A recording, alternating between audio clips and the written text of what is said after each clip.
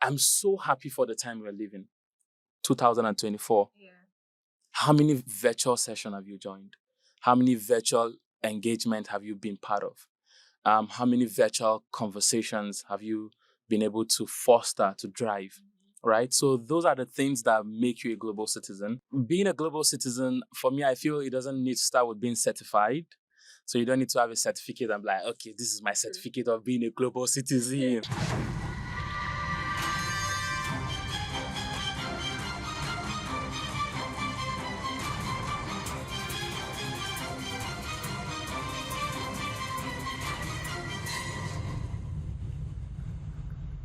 Hello there, and welcome to another episode of Youthacy.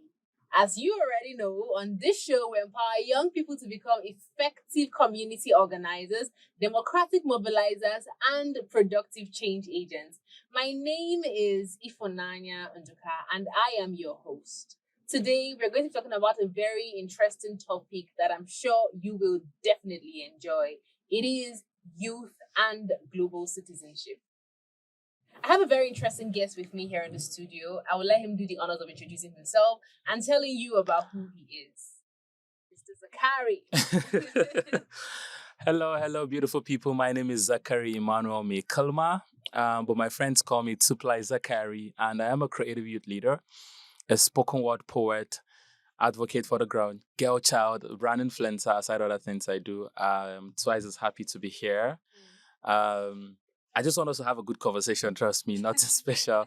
Talk about governance, talk about youth engagement, talk about civic engagement, most especially, and how young people could get involved in being part of the process and changing governance. Yeah. Thank you so much, Zakari. So good to have you here with me today. So first of all, we're talking about youth and global citizenship, right? What makes you a global citizen? So being a global citizen, for me, I feel it doesn't need to start with being certified. So you don't need to have a certificate and be like, okay, this is my certificate of being a global citizen. Being a global citizen, one, means you need to be intentional about wanting to change situations around the world. And by doing that, you need to start from your own immediate community, your own immediate environment or country. You can't claim to be a global citizen and your effect is not felt in your country. So I am Nigerian. We're in Nigeria. If I want to be a global citizen, my impact must be felt in Nigeria. People in Nigeria needs to resonate with the work I do before recognitions come from outside the country and then other climbs, and then I am celebrated. Being a global citizen simply means you work in the environment of your country or outside your country, but yet your impact is felt across the world. Say, for example, you believe in climate. You believe in keeping the environment clean. And by that, you're being recognized by organizations, not just in your country, but organizations outside the country. And then also, to add to it, you need to have the experience of living outside, not living to stay as Jackpao. Don't get me wrong, I beg go. Simply means living, probably going outside to experience culture, experience how governance is done, how democracy is run in those places, how people live their life, how people address social issues that you address in your own local context, right? So having all those things, and then maybe also being certified, being given an award, a recognition, also completes that. Yeah, so I know that Opportunity Desk recently recognized you as one of the 30 under 30 young people in Africa. Tell me about that. So for Opportunity Desk, I got recognized as an under 30 change maker in globally. For that opportunity, I believe it came from the amazing work I do with all the youth-led organizations I'm involved with. So I cannot just streamline it to one. But I think the one that takes the forefront would be the advocacy movement. For the advocacy movement, I led the advocacy movement. Maybe in context, the advocacy movement is a youth-led movement that uses creative art to articulately rant for a new Nigeria. We use creative art to speak up and not shut up about social justice issues we care about. And that is a movement under Street Project Foundation, right? So Opportunity Deck saw the work I've been doing with the advocacy movement. Probably someone sent them my profile, then they did the background check, saw how particular I am about the movement and how I've been able to get young people to be involved. But I think if I were to streamlined with the lenses of reality or life, I think it would be maybe we carried out a project called PVC activism before the 2023 general election, where we went on the street to get young people involved to get their permanent voters card. That's their PVC. Maybe not that one they see, or I don't know it in they see, but I know, yeah, it could There's be. a lot. I mean, there's a lot of things, and this is where the importance of showing the work that you do comes into So play, true, right? so true. You're not just doing work and sitting back at home. Let us know what you're doing. You don't know where they're mentioning your name and opportunities that will come from that, showcase of your work. So, when we talk about global citizenship, right? I mean, I think it's a very interesting concept. This is why. Yeah. But then, how do we connect that to the principles of democracy? Wow. So, democratic governance or democracy is something the world is clamoring for all over the world. In as much as we have some African countries where, stats from 2019 to 2024, we've had close to 10 coups in Africa, and over 5 have been in the West African sub-region. So you could see that in as much as democracy is really a thing the world is clamoring for, calling out for, we are still having retrogression to it. There are still some countries that are still going back to military era. There's still incessant military coup d'etat, which is something we don't want for this time and era, 2024. But for global citizenship and democratic governance, there's a close connection. For you to be called a global citizen, it just simply means that you resonate with the tenets of democracy, you resonate with good governance, you resonate with a working society, you believe in the ideals of the 17 Sustainable Development Goals by the United Nations. And for that to be, that means you resonate with democratic governance. As a global citizen, calling out for democracy or for a working system where democracy thrives just has to be like your second name. It has to be your second name. Second name because, for example, the 16th Sustainable Development Goal, which is peace, justice, and strong institution. For peace to reign, for strong institution to reign, for us to have a working judicial system, then it has to be in a democratic climb, in a democratic environment, in a system where it's the military in power, in quote. You don't have peace, justice, and strong institution working. Definitely the judiciary will be subjugated. The legislature, nowhere to be found. Their voice will be silent, truncated.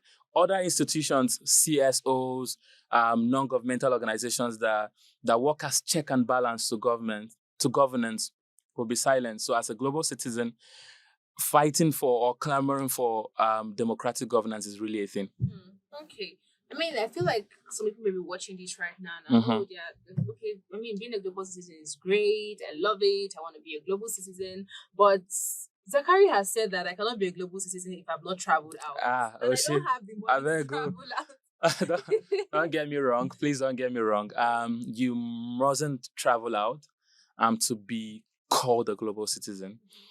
But who could check out now? You say you're a global citizen, where you don't go, right? Like where you don't go, like real fact, right? Let's just call a spade and not a working tool. You say you're a global citizen. Have you been involved with anything global? Now, you don't even necessarily need to get a visa to travel. I'm so happy for the time we're living, 2024. How many virtual sessions have you joined? How many virtual engagement have you been part of? How many virtual conversations have you been able to foster, to drive, right? So those are the things that make you a global citizen.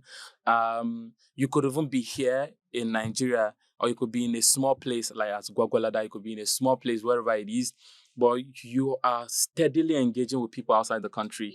You are preferring solutions to things happening outside the country. And that also makes you a global person, right? Like for me, being recognized by Opportunity Desk, I didn't go outside the country to get the award. It came to me here in Nigeria, right? So those are part of the things that makes you, but traveling outside, going to experience what it is outside the country, just gives you a different perspective. You probably see how it's done there. You get to see, oh, we're not doing anything here.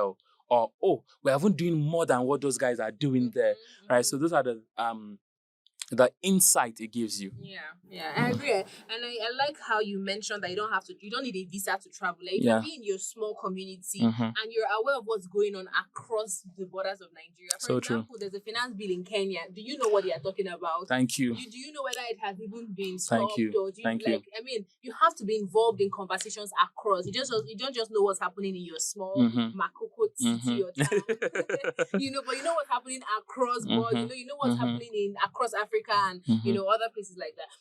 So I mean, I know that our generation is want the fast lane. Want to okay, Make it all right, happen sharp. yeah, I'm here now. Okay, what do I need to do? I need to be a global citizen. I need to be awarded. I need to be recognized. I want to get on that 30 under 30 sharp before I get to 30. But they don't understand the work that has gone in even before you were recognized. Just a few weeks or months back. I want you to tell us your story. Like, where did you start from? Have you always been a global citizen? What has happened along the line? So I've always had the mindset of being a global citizen. I've always wanted to carry out projects that would resonate globally, that people from the United Nations, different top organizations, INGOs get to see and celebrate, right? But those projects get to reflect the people. When I say the people, I mean my community. Growing up as a young lad, I was part of Community of St. Egidio. It's a faith-based organization present in most Catholic churches. Community of St. Egidio gave me the leverage where I started to understand that, okay, yeah, you can actually carry out projects like the School of Peace, reach out to children from indigent children, children from impoverished communities, children from marginalized communities, get to reach out to them, teach them the basic things about education, which St. Egidio is into. Then also feed people, visit the poor, visit incarcerated persons in prisons and all. I was doing this for the longest, as early as from age 5. But for me then, I was just doing it as fun. It was things I saw in my community, things I saw people I look up to doing. It wasn't me doing it because I knew what I was doing. It's just like, say, I follow. Just gone body, they follow, they do it, they're doing. So I was doing that. And that has always been part of me. But when I got into university, before university, I think high school, I was head boy. So I was trying to bring some of those things to school. Normally, let's do this, let's do that. But when I got into university, I joined ISEC, one of the world's largest youth-run organization. I joined the UNESCO Book Club, joined Leo's Book Club. These were organizations that are doing things that resonated with me. I got into school in 2015, right? 2015. And that was the same year the United Nations started the SDG, Sustainable Development Goals. That was the year it was launched, in 2015. And then I didn't even know about it. Well, we're doing things that had the 17 goals. We're talking about education, SDG 4. We're talking about gender. We're talking about climate, SDG 13, climate action. But we didn't know all those things were part of the SDG goals. Well, but I think it was in 2018 or 2017 when we had a conference. It was the ISEC National Conference. And then young people from different universities gathered. People were talking about SDGs. I was like, what thing these people they talk about now? They say, the United Nations. I was like, what thing be all these things? I did know about it. But for me, the clarity came, I think from late 2020, 2021, with the advocacy movement. I got into the advocacy movement under Street Project Foundation. I started to understand this whole concept. Then I got into Friedrich Ebert Stiftung Foundation Open My Young Voices program. Then also Yaga Community Organizing Institute. So it has always been from one organization giving me a smorgasbord to the next one. Like I'm springing to the next, to the next, to the next, getting clarity, understanding this whole thing, right? So it has been a journey of understanding.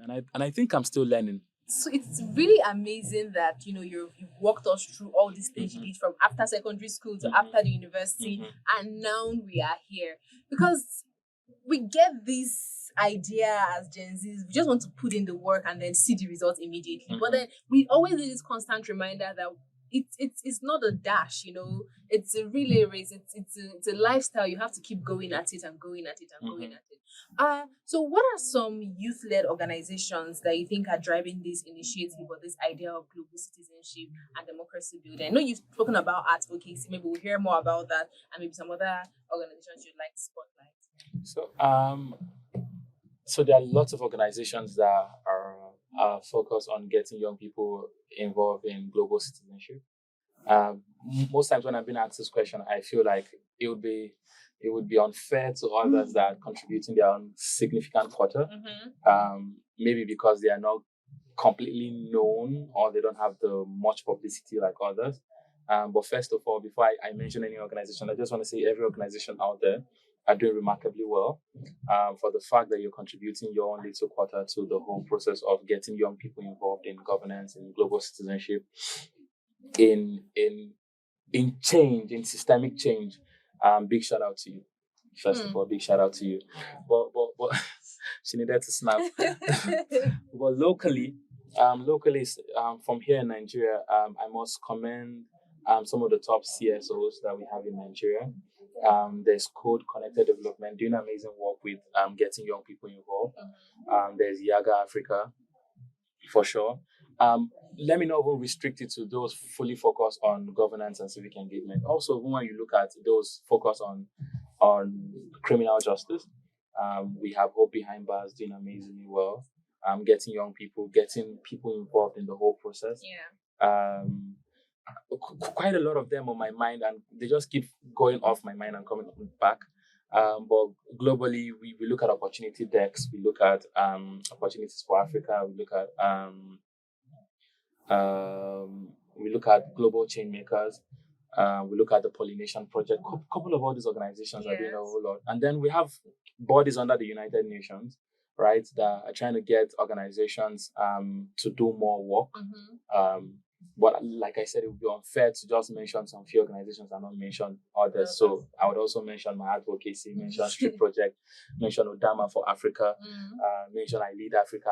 A lot of organizations doing amazing stuff. Even there's the Ready to Lead Africa. So you guys are also contributing. We are all contributing. So like I said, it would be unfair to only mention some and not mention the rest. So everybody. Twale. Yes, so Twale. I think there's this thing right now where we want to start our own thing. Right? We just want to, I'm hearing about global citizenship. I want to open an organization. I want to start running my own thing. What do you have to say about volunteering and the importance of service when it comes to becoming a global citizen? So first of all, I have nothing against whoever wants to start an initiative, because those that are there that we look up to started something. That's why we can actually look up to them, right? And the world is vastly changing. We need fresh ideas. We need fresh perspective. We need fresh innovations and etc. So start if you want to start. As long as you could carry the weight, you could be a servant leader. Start. In the name of honesty, I would say this, and I'll say it once and again: volunteer. There's a whole lot of opportunity that comes with volunteering. You're a young newbie, fresh graduate. You don't have the experience to start leading an organization. The best thing you could do: go to an organization that's already out there, learn the ropes from them, volunteer, go for internship, 6 months, 9 months if you choose to. Learn, serve, understand. Before going out to stand, get a mentor, get a role model, get someone you can actually call, you can actually look at their steps, look at how they move, understand the whole process of getting this thing done, right? Like I said, I have nothing against anybody that wants to start. I had volunteered my whole life. I still volunteer, but I currently lead a youth-led organization called Odama for Africa. And we work in the intersection of youth civic engagement, governance, and the sustainable development goals. And I tell people that we work with, if you feel someday you're feeling a leading in the spirit to start your organization, please, with all blessings, start. Because we can't, the few organizations can't do it alone. Right? We also need other organizations to emerge. And if you check it, those at the helm of authority in almost all these organizations, you could see some of them 40, 50. In the next 10, 20 years, they would be frail. They won't be as agile as they are now. it's now us to take the baton to run with it. So we just need to get ourselves prepared. But how do we get ourselves prepared? Volunteering, getting mentors, that's mentorship, internship, looking up to organizations that are already doing it, going to serve them, and then also learning the ropes through them. I absolutely agree. So volunteer. Can never be overemphasized. No, I don't think so. And and I think people want to say, "Oh, where can I find volunteering opportunities?" They are everywhere. Just look around you, like every single place. As long as you keep asking, you would find. Yeah. Right. It's like saying you could find water in the desert because you kept digging. True. You kept digging. You would definitely find. Just like saying you see fine girl, as long as you continue to toaster or you continue to make effort, one day she could be like, "I will just hear everything this guy will tell himself," right? And then as long as you are ready for it, you're prepared, or you have potentials for it, it will definitely happen. So there are lots of organizations, lots of opportunities, lots of platforms where you could check out for opportunities. There's opportunities for Africa. There's opportunity decks. There's quite a lot of them. I just see the post notification comes up. I mean, even Indeed, you can just see volunteering opportunities there, and just look out for organizations that align with what you want to do. Beautiful. And reach out to them. Beautiful. You said it all. You said it. Yeah. You said it. I would tell young people. I'll tell my fellow young people, and I'm saying it here. If you feel you like an organization, you like what they do, don't even wait for them to put out a call for internship or a call for volunteers. Write to them, take your CV and say you want to volunteer for free. Absolutely. Right? The thing is that when you get into the room, you stay there, you've gotten into the room, you now understand how it works, you make yourself valuable, you can now start to negotiate your terms. Okay, I agree. It works like that. I agree 100%. All right, so I mean, whenever we're having conversations like this, right, I feel like you cannot take education away from it. Education is extremely important in my books. Extremely important. So how can global citizenship education enhance, young people's participation and also understanding of democratic processes? I'm glad we're all young people and we're all under 20. Under 30 rather, forgive me. We're all under 30. I'm under 20. I'm glad we're all young people. For the fact that we could have this kind of articulate conversation, reasonable conversation, it simply means that we are a beacon of hope to other persons that want to be part of this kind of conversation. Yeah. It simply means if there is a government issue or a policy, they can actually call Ifunanya because she can speak. It simply means that they can call Zakari to speak. Before we got into the conversation, you talked about Kenya, what is happening in Kenya. We are Nigerians, but we can actually see what's happening in Kenya, the finance bill. People are protesting. Now, today morning, today being Thursday, there's a call for the President Ruto to resign. Right? That's what's happening in Kenya now. But it takes someone that is vast and equipped to understand these things and then also relate it to people to understand. And that's where education comes in. Education is not a four-wall classroom thing. It's in comprehension, it's in teaching, it's in understanding, and then it's in also stepping down the knowledge, right? In its most easiest form for people to understand. Now, if you claim to be a global citizen, let me give you a classical example. I went to Zanzibar in 2022. I was in Zanzibar and I met some amazing Kenyans, amazing guys from East Africa, Uganda, some persons from West Africa, Mali, and then some couple of Nigerians. And then when I was there, it was a learning curve for me, right? I had learned how sessions were carried out because I went for a LinkedIn Learning Exchange program. Okay. So I was learning how some things were being done. And then when I came back to Nigeria, then I was leading the youth move. I was leading the advocacy movement. And I was like, okay, guys, I think before we start our session full time, we have 30 minutes to talk about a trending issue in Nigeria. And then we give everybody the room to talk about it. So say, for example, now there's a new national anthem. What do you think about the national anthem? Those are conversations. Let's hear everybody's perspective. So it doesn't look like it's only some few persons that are always talking about these things. What does the normal guy that doesn't care about Nigeria, that is always on Instagram scrolling, what does he think about the national anthem? So if you now hear his perspective where he say, you don't even concern me before I know I've even sing the former national anthem. I just knew I won't learn. You now start to understand that, okay, this person is uninterested about Nigeria as a whole, not even the national anthem. Yes. Because it's like, I don't even know the former one. It won't make me learn the new one. So you as a leader or you as a global citizen, you now know that, yes, your approach towards making these persons understand governance has to change. Maybe you may now have to resort to using creative means. Maybe I put it in spoken word poetry. So that when this guy hears a line, he's like, ah! But you've passed the message. Yes. You've subliminally affected his mind towards knowing that, okay, yes, you can be involved in the process of governance. You could be involved in the process of making change happen. So it happens in such ways. I'm always of the opinion that as long as you know how to step down the knowledge, get young people involved in whatever you know. Because if not, you might know how to maybe make a hair tie, or you might know how to, or Nasara may know how to knot a tie, but he doesn't know how to teach it. You could just give him a tie and there's a tie. Well, I'm like, okay, teach me how to knot this tie so that I go feed it knot that myself. And he doesn't know how to teach it. So I feel learning how to step down the knowledge as a global citizen is what matters the most. And in stepping it down, I would always recommend do it in the most easiest and simplest form. Do it in pidgin English. Make I just understand what you try to teach me. Not just the basic thing. Don't come and tell me, say, before a law is been passed, it goes through the first reading. And the first reading, the upper chamber, which is made of senators, 108 senators would have to talk, deliberate before the lower chamber, which is made up of 380 members representing different constituencies. Those are complex. Yeah, true. Make it easy for me. Make it be saying, the way Nigeria be, again, the people where they up chamber, they call them senators. Those guys, and then be the real egbon, like, and then be the senior egbon.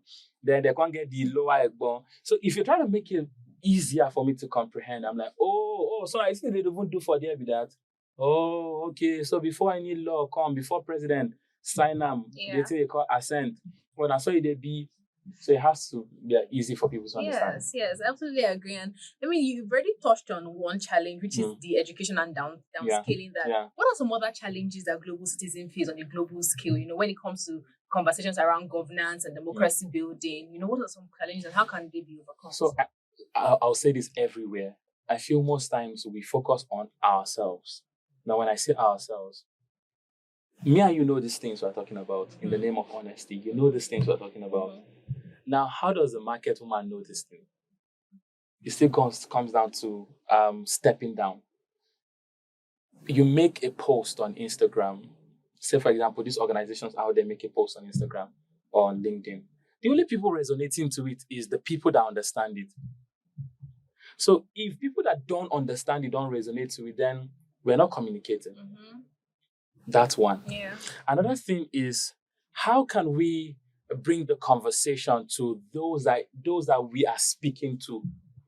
I cannot be talking about policies, talking about systemic change, and then we gather in a town hall meeting. I was going to say what in a way to say. I do not say it here. We gather in a town hall and we don't have representatives from government from government come hear what we are saying. Then how are we getting across to them? Yeah. So most times it's how is the message getting across to the object and the subject. I like to use that word, the object and the subject. Yeah. Now, for the subject, how is it getting to the persons we want this message to get to? Before we got into the podcast, I was sharing something with you where it's easy. You can actually make a coffee table book and then put some key things on it and put it at the lobby or at the reception, the National Assembly, or it's sent to every offices. And then someone that is waiting at the reception to see their senator representing them opens and see things in pictorial form, easy to comprehend, easy to understand. And you're like, okay, oh wow, this is actually happening. Oh wow, this is done. This is what's going on. And the person gets a different perception towards what is happening. But if it's always in a complex way that people cannot understand, then there's a problem. And then also there's a thing of funding. If Naya tell me the truth, as it be like this, even you want to go to UK and experience it. It's not just to go and experience London Bridge. You want to go and see how it's done there, but there's no funding. And then there's a limitation that comes from being in Nigeria and what our passport is, right? Our passport is a weak green passport. But regardless, you still want to experience this whole concept of being a global leader from the lens of traveling to these countries, to these territories that we look up to, right? But if you do not have the funding, how can that happen? It could barely happen. So it would need you to put in the work 2 times than what someone in a country like the UK would do or the US would do to be seen in Nigeria or to be seen in other countries. So they could just easily do stuff they do and it's known. But you as in Nigeria, here in Nigeria, that has tons of issues going on the daily, you need to put 2 times the work for you to be visible within your own space and sector before you now cut across to other sectors.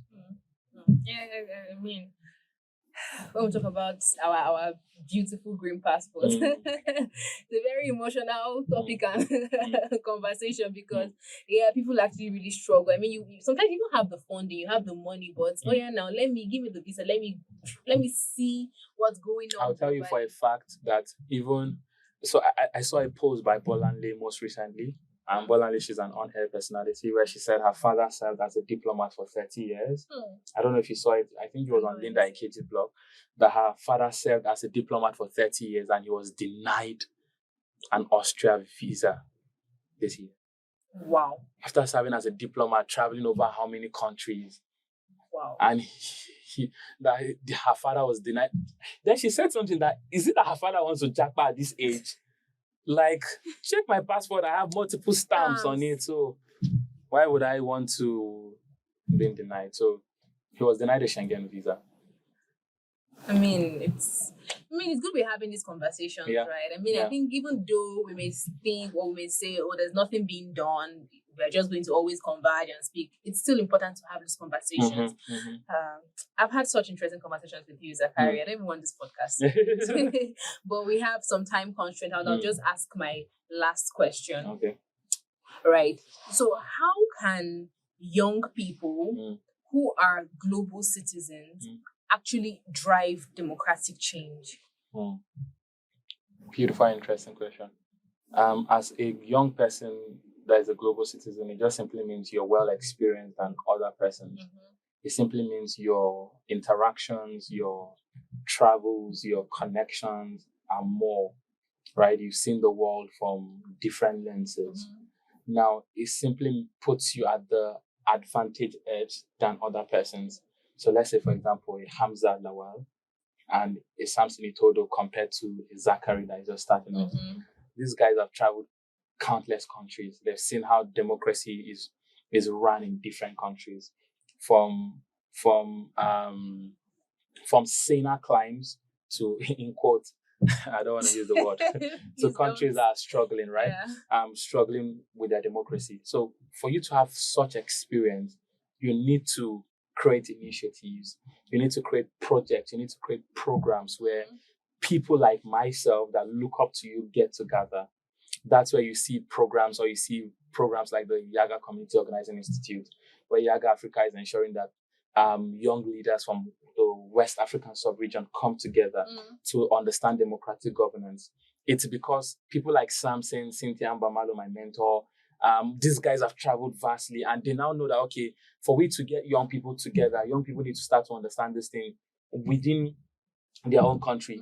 I am Nigerian, but I could tell you that I've met lots of people from different countries coming to Nigeria for programs, right? And these programs just help us to understand that, yes, we are not, we matter in the ecosystem. We matter in fostering democratic governance to the next level. We matter in getting young people involved. Look at the work we do with the advocacy movement, using art to get young people rant articulately about Nigeria. And young people are involved, young people are coming out, young people are saying, okay, instead of saying, we no go agree, young people are now saying words like, let me give you poetry. Let's see. Sometimes in my reflection, I say, dear Lord, why have you given Nigeria this crude oil? For this crude oil has become a blessing and a curse. Now the curse overthrown the blessing, and the blessing is appeasement to the curse. Now, critically, the critics criticize the critics, and the critics falls on the critics. But what do you think of? So these are things that you now know that, okay, now we get crude oil. After our crude oil, what's up? Yeah. Right? So there are different means which, being a global citizen, you could talk to fellow young people. But one thing I'll always say is create a platform, create an initiative where young people can air their voice, where young people can be heard, where young people can feel safe as a community, where young people could feel safe as a safe space to say what they have in their mind, and then also serve as a guiding light, right? Because the doors of speaking to those in governance could be shut forever if you don't know how to articulately talk to them. There are protocols. You cannot just meet the president and say, Mr. President, wait, fuel, this thing, this increase in fuel, the people are dying. There are ways you communicate with them so that they can actually call you back to speak to represent the people. Yes. Right? So that's more like it. All right. Thank you so much, Mr. Zakari Emmanuel. I feel blessed. We have learned a lot. I mean, I don't even want this show to end because it has just been great conversations back to back to back to back. And I'm super happy to see young people doing great things out of Nigeria. Thank you so much for being on the show, Zakari. Thank you for having me. Thank you. And this is all we have for today on Youthacy. Remember, Youthacy is your one-stop for everything youth and democracy. Until next time, my name remains Ifunanya. Thank you for joining us.